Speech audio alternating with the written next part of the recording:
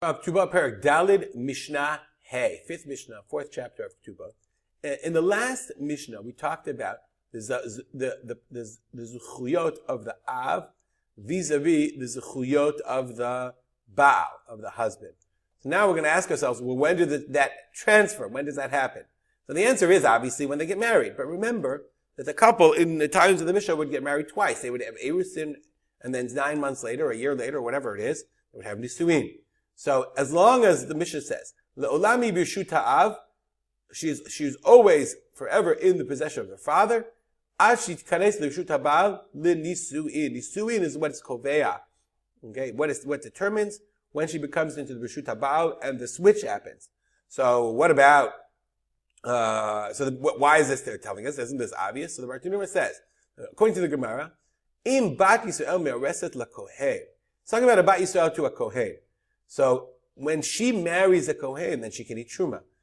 Erusin is not enough to allow her to eat truma. So therefore, he eina ochelet bat truma. She can't eat truma after Erusin, and therefore because she's in reshut ha'av. V'afilu higia zman shekavu l'nisuin v'lo niseit. Let's say the guy says, in a year we're going to have nisuin, and then he sends a letter and says, I got to push it off another year. Sha'abal chayab b'mizonotea. So for that second year, he is chayab b'mizonotea. He has to pay for her sustenance. Okay. Eina ochelet b'truma. He can't give her truma. Remember, we learned in many Mishnah before that the Chazal did not allow a me'ureset to eat truma b'rshut aviha. She could not eat truma in the house of her father. Maybe she'd give it to her brother. Bad things would happen. So therefore, it's only at Nisuin, that's what the Gemara is saying. That when Nisuin happens, when it actually happens, Knisa l'chuppah. Masar ha'ab l'shluchei ha'baal. If the father gave her over, he's not going, but he gives her over to the representatives, to the messengers of the Baal. Harehi b'rshut ha'baal. She's in the reshut ha'baal. Now, in the Gemara, the Gati says the Gemara is a huge machloket between Rav and Rav Asi, saying, is this for truma or not for truma? Rav says this is still not for truma. Okay, but and Rav Asi says it is for truma. You look it up in the Gemara.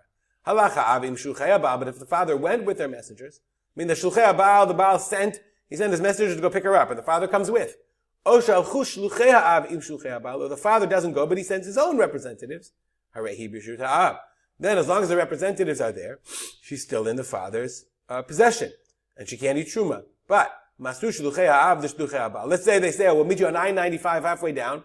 At the one of the rest stops, when they gave the shulchei ha'av, gave her over to the representatives of the Baal, then harehi b'rshut ha'baal. And she is in the possession of the Baal, and according to this position, then, according to one position of the Gemara, then she can eat truma. Stop here and dedicate our learning to the memory of my father. Have a great day.